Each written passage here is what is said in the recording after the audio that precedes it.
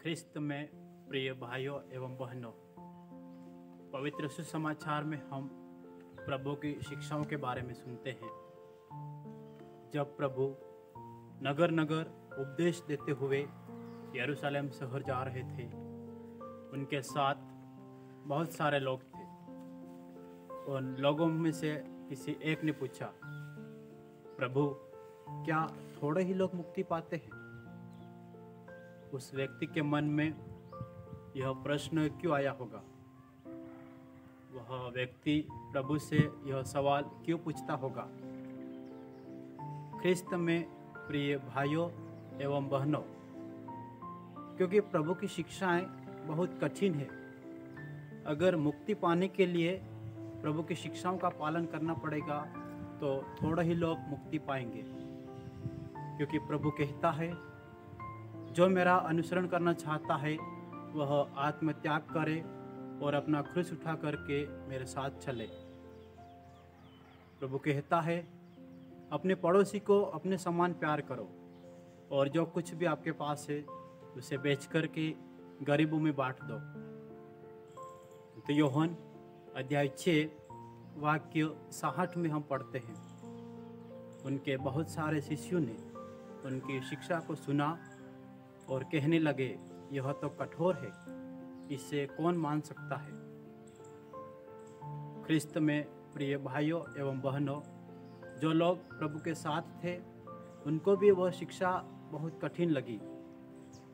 संत यूहन्ना अध्याय 6 वाक्य 51 में हम पढ़ते हैं, प्रभु कहता है, स्वर्ग से उतरी हुई वह जीवंत रोटी मैं हूँ, जिसे जो कोई खाता है वह सदा जीवित रहेगा, और जो रोटी मैं दूंगा वह रोटी संसार के लिए अर्पित मेरा मांस होगा। जब लोगों ने प्रभु की शिक्षा को सुना तो वे सब कहने लगे कि यह कैसे संभव हो सकता है? एक व्यक्ति दूसरे व्यक्ति के मांस को कैसे खा सकता है? और कौन एक व्यक्ति दूसरे व्यक्ति को मांस खाने के लिए दे सकता है? दूसरी बात, प्रभु कहते हैं कि संकरे द्वार से प्रवेश करने का प्रयास करो, और मैं तुमसे कहता हूँ, प्रयास करने पर भी सबके सब स्वर्ग राज्य में प्रवेश नहीं कर पाएंगे। संत मत्ती अध्याय 7 वाक्य संख्या 21 में हम पढ़ते हैं, जो लोग मुझे प्रभु प्रभु कहकर पुकारते हैं उन सब में से सब के सब स्वर्ग राज्य में प्रवेश नहीं कर पाएंगे। जो लोग मेरे पिता की इच्छा को पूरी करता है वही स्वर्ग राज्य में प्रवेश कर पाएगा। इन सब बातों से हमें पता चलता है कि प्रभु की शिक्षा पर चलकर मुक्ति पाना आसान नहीं है, और प्रभु ने उस संदेह को यहाँ पर साफ कर दिया। और इसीलिए उस व्यक्ति ने प्रभु से यह प्रश्न पूछा था कि क्या प्रभु थोड़े ही लोग मुक्ति पाते हैं?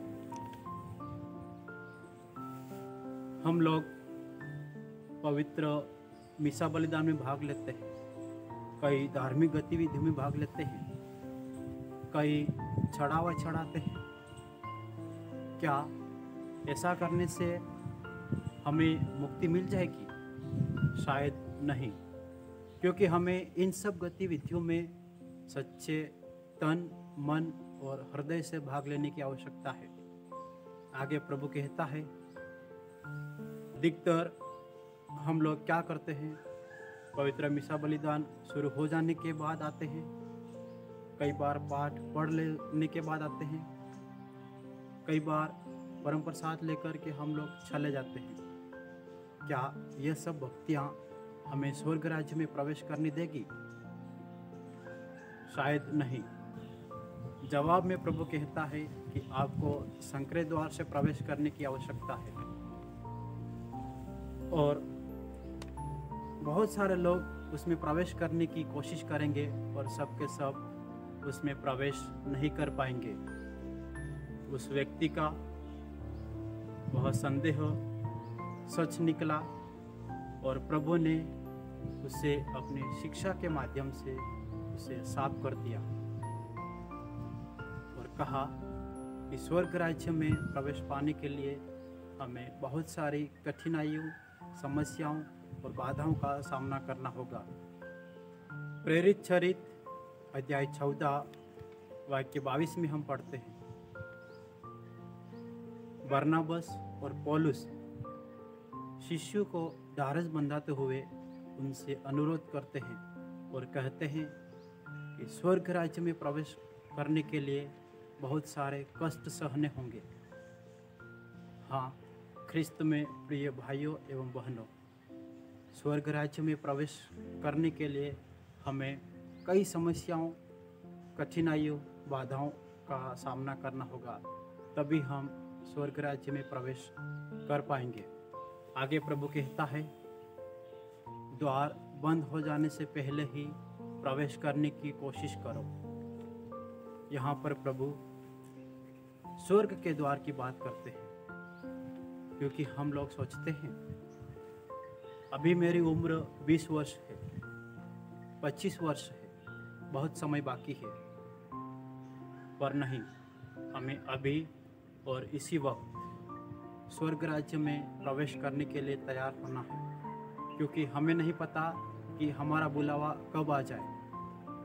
हमें यह नहीं पता कि हमारी मृत्यु कब आ जाए। इसलिए हमें अभी और इसी वक्त स्वर्ग राज्य में प्रवेश करने के लिए तैयार होना है। प्रभु कहते हैं, पूर्व से तथा पश्चिम से, उत्तर तथा दक्षिण से बहुत सारे लोग प्रभु भोज में सम्मिलित होने के लिए आएंगे। ख्रिस्त में प्रिय भाइयों और बहनों, यहाँ प्रभु यही समझाते हैं कि जो लोग प्रभु के साथ हैं, जो लोग प्रभु का जयगान करते रहते हैं, जो लोग प्रभु की महिमा करते रहते हैं, वे सब के सब प्रभु भोज में सम्मिलित नहीं होंगे, यानी कि स्वर्ग राज्य में प्रवेश नहीं कर पाएंगे।